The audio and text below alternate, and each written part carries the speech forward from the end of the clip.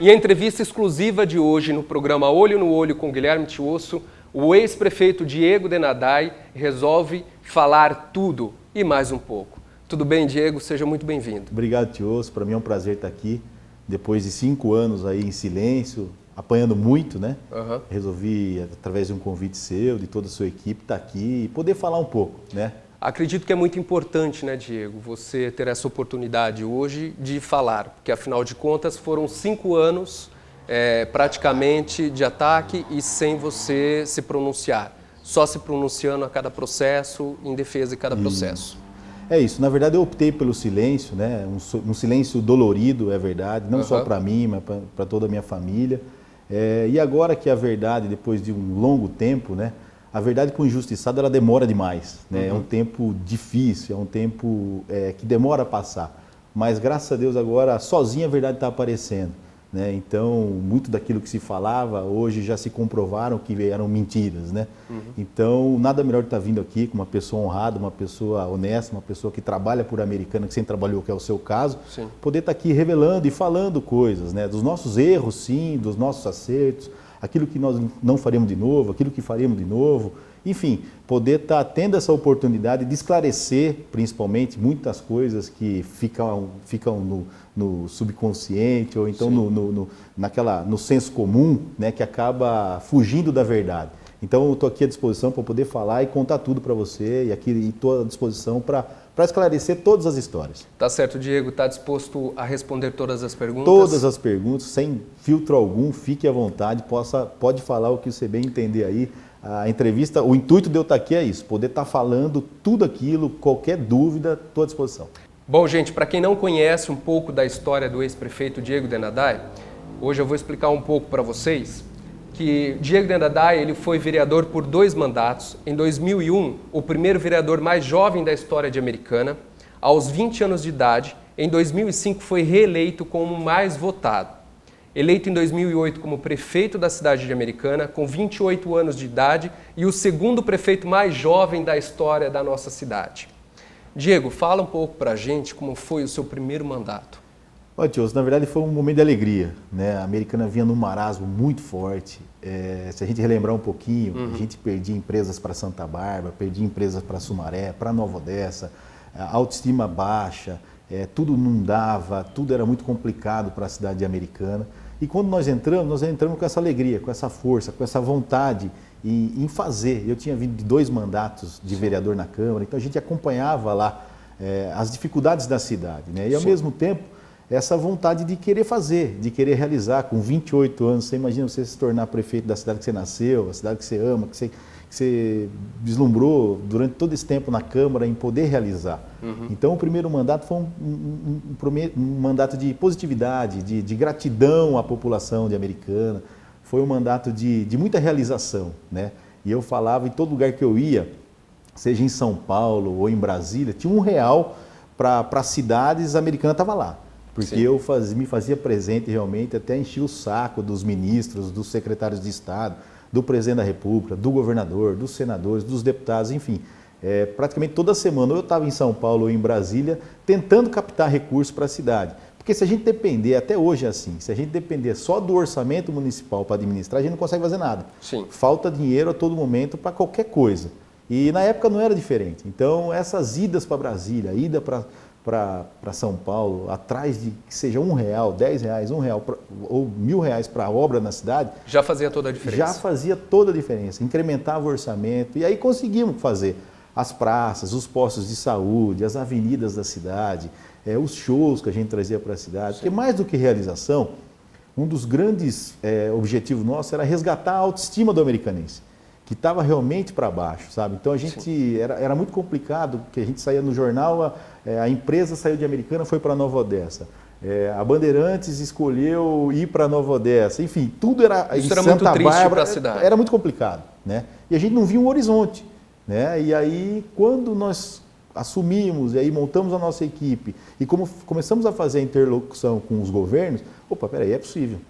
Então esse resgate da autoestima da cidade, essa possibilidade de você ir buscar projetos, foi maravilhoso, porque a cidade começou a viver um novo tempo realmente, né? Então a gente conseguia, fora as realizações das obras, que nós fizemos muita para a cidade, as realizações com o ser humano. Né? Que é o mais importante. Que é o mais importante, né? Porque vamos supor, você não vai fazer uma praça porque você quer fazer a praça. Você vai fazer uma praça num lugar onde as pessoas vão utilizar. Né? Não adianta você falar, vou fazer um posto de saúde. Não, vou fazer um posto de saúde onde realmente a população vai utilizar. Mais do que tijolo, você não precisa construir nada. Pode ter uma casa ou debaixo de uma árvore, mas você ter um médico para atender a mãe, o pai de família, com a sua criança, isso já vale. Então, Diego, nosso objetivo era esse. Você está falando um pouquinho aí da saúde, né? A saúde foi um grande investimento seu. Foi porque eu entendi assim, né, Tiosso, era o seguinte, o Brasil passava por muita dificuldade, né?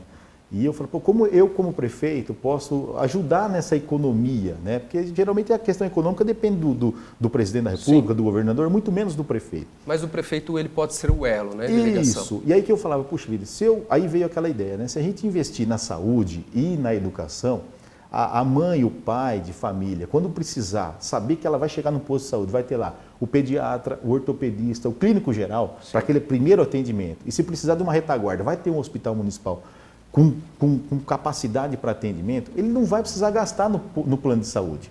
Se a mãe e o pai de família tiver uma creche forte, com os funcionários felizes, com a criançada ali sendo bem alimentada, num horário, principalmente um horário integral, um horário que atenda a mãe e o pai trabalhador, ele não vai ter que pagar uma vaga numa creche. Só nessas duas pontas, é quase 500, 600 reais por mês que sobra do salário do trabalhador para ele poder investir em outra coisa na cidade. Então ele vai fomentar o comércio, ele vai comer um lanche, ele vai tomar sua cerveja, seu guaraná, seu suco, nas praças da cidade, nos restaurantes. Isso gera emprego. Economia gera emprego. Então, na verdade, o nosso objetivo era esse. Então a prefeitura investia realmente, até o que não tinha, em saúde e educação, para poder fazer a roda econômica da cidade girar. E a gente viu um momento bom, né? A gente viu um momento que depois a cidade foi recebendo prêmios da ONU, nós ficamos em 18º lugar, 19º lugar no país com o IDH de Americana. Né? Hoje eu nem sei que lugar que nós estamos. Nós fomos considerados pela Firjan, no estudo, o primeiro lugar no Brasil de índice de bem-estar urbano, né? Da nossa região metropolitana, o IDEB, a nota das crianças nas escolas, a Americana foi a primeira da região metropolitana. Primeira da região. Então você vê, nada mais era do que assim, o prefeito fazia isso. Não, era todo mundo junto, é uma sinergia. Tipo assim, é lógico que é a cara do prefeito. Você tem um prefeito sisudo, bravo, resmungão, que só briga com os outros, só, sabe, tudo é ruim, aquela energia negativa, a cidade vai junto. A liderança, a cara da principal pessoa que está sentada na prefeitura, queira ou não, ela influencia. Então você vê, resmungar, ficar reclamando, xingando os outros, tratando os outros mal, a cidade não prospera. Então eu falo assim que você tratar os outros com alegria, com harmonia, com gratidão, porque você pega um servidor público, o que adianta o prefeito se matar para conseguir um recurso, e aí o servidor público está infeliz. Se ele está sendo massacrado, se ele está sendo maltratado pelo prefeito. Isso não adianta. Né? O prefeito tem que tratar bem o servidor público, tem que conversar, tem que ouvir, tem que dialogar. Nem sempre é fácil, porque nem sempre aquilo que você quer fazer você consegue. Sim. Né? Mas agora você vir com cara feia, com aquela colocar uma proposta negativa para a cidade está mal, a cidade está devendo, não vai dar, a cidade está... Quando não é verdade, como você fala assim que a cidade está quebrada, sendo que entra 40, 50 milhões de reais por mês nos cofres da cidade? Então é o seguinte, mentira gera mentira, entendeu? Negatividade gera negatividade, energia ruim gera energia ruim. E a mentira falada várias vezes... Então, isso que é ruim, né? Então, a gente pregava o contrário, tipo, tá difícil, realmente tá difícil, mas nós vamos tentar melhorar as coisas, sabe? Tem condição de colocar um médico lá no Zanaga, na Cidade Jardim, na Praia Azul, lá no Parque Gramado? Às vezes não tinha, mas a gente colocava, né? Por quê? Não é o Diego, é a mãe, o pai de família que estava lá, né? Então, na nossa época era assim, sabe? Então, você colocava e depois dava um jeito para resolver. Tinha que dar um jeito, agora não podia sobrar nas costas do cidadão. Essa era a minha visão. Se tivesse algum processo ou qualquer tipo de medida que fosse contra o prefeito. não contra o cidadão, né? E hoje o que a gente vê é o inverso, né? Vamos supor assim, o cidadão tem que ficar entrando com um processo para conseguir remédio, o cidadão tem que ficar entrando com um processo para conseguir vaga em creche, o cidadão tem que ficar entrando com um processo... Na sua época não existia isso? O processo era contra o prefeito, porque eu fazia, tipo assim, sem poder, às vezes dava o remédio, sem poder, às vezes colocava o professor na creche, sem poder, às vezes colocava o médico lá para atender. E se tinha algum processo como teve, era eu que era processado, Sim. E não o povo. Quem teria que ser massacrado é o prefeito, não o povo. Essa hora é a hora que o prefeito tem que se sacrificar, porque ele foi eleito para isso, e não o povo. E isso aconteceu, né, Diego? Na nossa época, sim, né? Hoje a gente vê a todo momento se esquivando de decisões, se esquivando de algumas atitudes que tinha que tomar para não tomar processo. Entendi. Né? Então, agora, só que na verdade, assim, por tanto que eu sofri, eu já não sei quem está certo. Eu, por mim, eu faria tudo outra vez com relação a fazer de tudo para ter o atendimento do povo.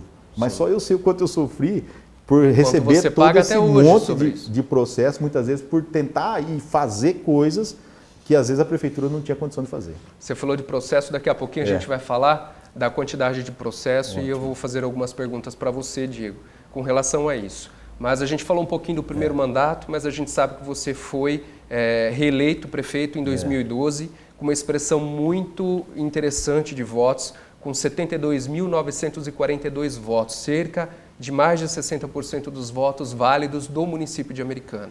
Na época foi muito legal. Na verdade, tudo isso que eu falei dessa luta, dessa batalha, dessa sinergia, A reeleição foi o reflexo Foi disso. O reflexo. Né? Então, a população estava entendendo aquilo que a gente estava fazendo. Certo. Né? Tanto que nos conduziu a uma vitória que não existia ainda na cidade. Quase 60% de voto.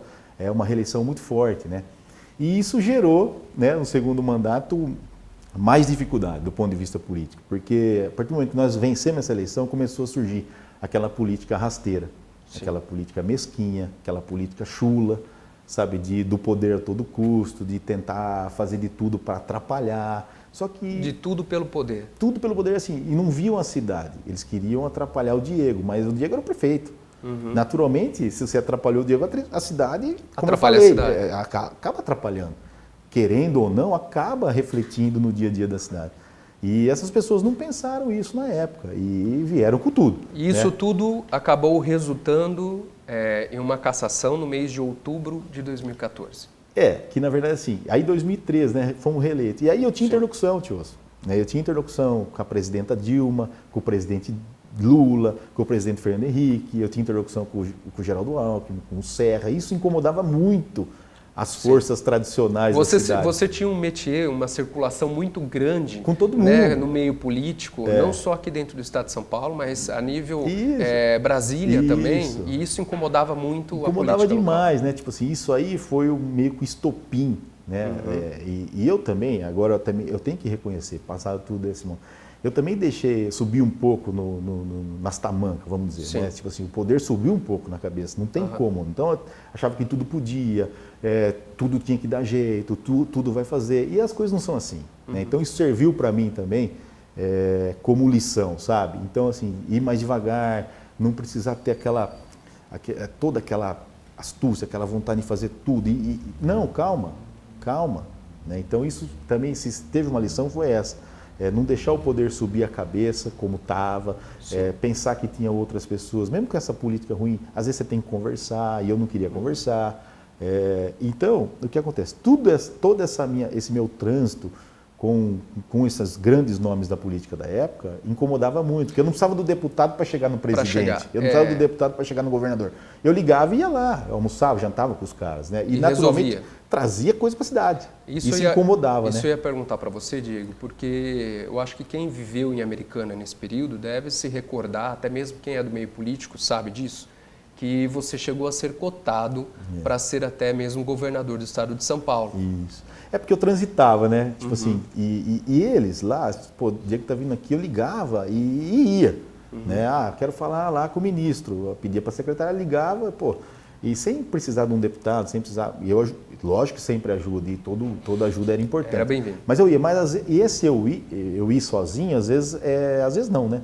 Na verdade, isso machucava o ego de algumas pessoas. E aí essas pessoas começaram a a começar a atrapalhar e querer fazer de tudo para tirar, né? Certo. E como você falou, tipo assim, o presidente Fernando Henrique escreveu sobre a gente no estado de São Paulo, eu era recebido pelo Lula, eu era recebido pela Dilma, pelo Geraldo, pelo Serra, então isso incomodava muito. Então isso começou a gerar muita obstrução do trabalho, sabe? E quando eles tiveram uma brecha, aí vieram todos para cima, o que culminou, na verdade, aí na cassação do nosso mandato por conta de uma revista. Né? Inclusive, eu até trouxe a revista aqui, Diego, que na verdade foi uma revista que quem de casa chegou a ver, muita gente pegou essa revista em mãos. É uma revista muito bonita, muito bem feita. É isso. Né? Mas aqui, nessa revista, você contou um pouquinho da sua trajetória. Tudo, do primeiro mandato. Do primeiro mandato, do que aconteceu. Então, você de casa pode ver. Essa revista foi, na verdade, o estopim para que houvesse um processo de cassação do seu mandato. Diego, o que você tem a falar sobre esse processo direcionado a essa revista? Foi muito estranho, na verdade. Eu, nunca na minha vida imaginava que eu fosse ser cassado, sair da prefeitura por conta dessa questão de uma revista eleitoral. O que aconteceu exatamente? Na verdade, nós fizemos, como toda campanha, você faz materiais de campanha. Esse foi um, né? Pago com o recurso da campanha. Não foi nada com dinheiro público, como falaram muito na época. Eu fiz questão e fazia questão nas reuniões de organização de campanha, coloca tudo que tem que colocar. Quanto foi a tiragem? Foi 75 mil? Põe 75 mil, faz direito, porque esse é um material que vai chamar a atenção. E naturalmente... Mesmo porque você já era o prefeito, estava vindo para uma reeleição e já vinha sendo perseguido. Isso, e eu pedi para o pessoal nessa revista, quando fez, falou assim, ó, se nós pintamos o muro de uma escola, não vai pôr que nós reformamos a escola, coloca que nós pintamos o muro da escola. Se nós tiramos uma janela, põe que foi a janela. Justamente para evitar qualquer problema. Né? E aí passou um tempo, chegou lá, então, Diego, uma nota, depois veio outra nota na campanha. Enfim, esse negócio de prestação de conta que não é nem o candidato que toma conta disso. Você tem um departamento lá financeiro dentro da campanha que toma conta. Enfim, na hora de se juntar a nota fiscal da revista, juntaram uma nota de remessa da revista. Sim. E aí considerou o valor da nota de remessa como se fosse o valor pago. E esse valor estava diferente do valor pago na nota fiscal. E aí falaram, não, caixa 2, até hoje, na própria sentença do juiz, não houve nenhuma comprovação de qualquer tipo de caixa 2. E eu fui condenado por caixa 2. Você foi condenado por caixa 2. Entendeu? Eleitoral, que não tem nada a ver com prefeitura. Nada a ver com prefeitura. Uma campanha eleitoral. O que me tirou da prefeitura foi a prestação de contas da campanha eleitoral, não tem nada a ver com administração.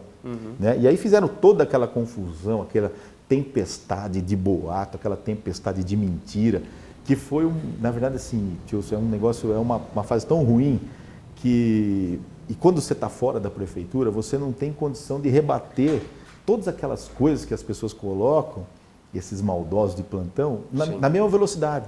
Então, o cara conta uma mentira que hoje, essa mentira se espalha, até você ficar sabendo dela, todo mundo já está falando como se fosse verdade. E você, fora do cargo, você não tem mais como se defender publicamente. Sim. Você não tem como dar entrevista, ninguém mais te procura, é a verdade. Né?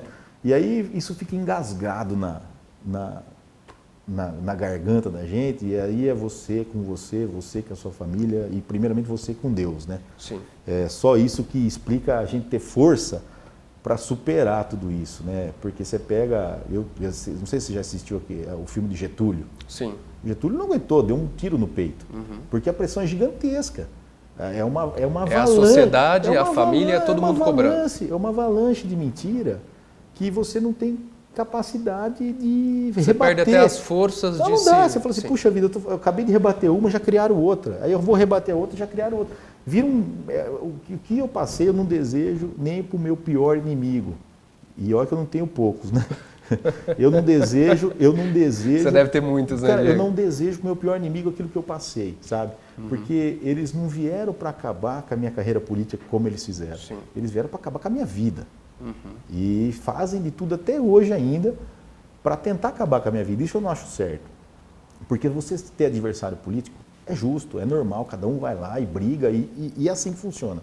Agora, tudo tem um limite, sabe? E eles, comigo, eles passaram muito desse limite, sabe? Então foi uma perseguição, uma avalanche de coisa que eu não desejo para ninguém, não. Tá certo. Bom, para a gente ir finalizando o nosso primeiro bloco de entrevista com o ex-prefeito Diego Denadai, Diego, a gente vai continuar a falar no próximo episódio, né, sobre essa perseguição política, que eu quero alguns detalhes, mas eu gostaria de saber, para a gente finalizar aqui o nosso bate-papo, você esteve nos Estados Unidos numa visita na sede da Goodyear em 2013. Né?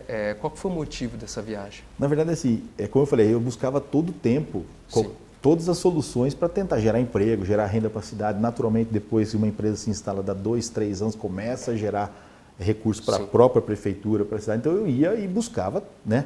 Fui para a Coreia e consegui trazer a Doosan. A Doosan, que infelizmente agora na atual administração, deixou a cidade praticamente. Acabou de deixar a né? cidade. Então você vê, foram 1000 empregos criados aqui, uma parceria com o governo do estado. Não foi o Diego que foi lá e conseguiu, não. O Diego foi, conversou com o Geraldo Alckmin, o Geraldo falava com o secretário vinha para cá, tinha outras cidades disputando a empresa. Nós pegamos um avião, fomos para Seul, trouxemos a empresa para cá. Não é assim, vou trazer a empresa, vem para cá amanhã. Não, você tem que articular, você tem que estar bem entrosado com o governador, com o presidente da República, com os ministros, enfim. Abrir as portas da cidade, mostrar o que a cidade tem para oferecer. É isso. E eu fui o primeiro prefeito de Americana que foi visitar a sede da Goodyear, a matriz da Goodyear no mundo. Que hoje é responsável por 26, se eu não me engano, 26, 27% de tudo, né? de tudo que se arrecada na cidade. É ali, sempre foi. Então, um pilar é a Goodyear. Pô, como que eu, prefeito da cidade, que um pilar econômico é a Goodyear, nunca tinha ido lá.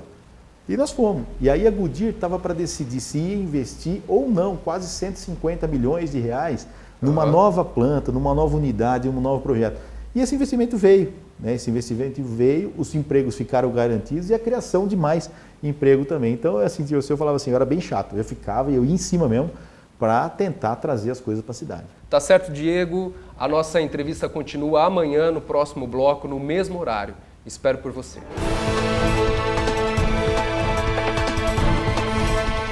Amanhã, às 10 horas da manhã, não perca a continuação da nossa entrevista com o ex-prefeito Diego Denadai.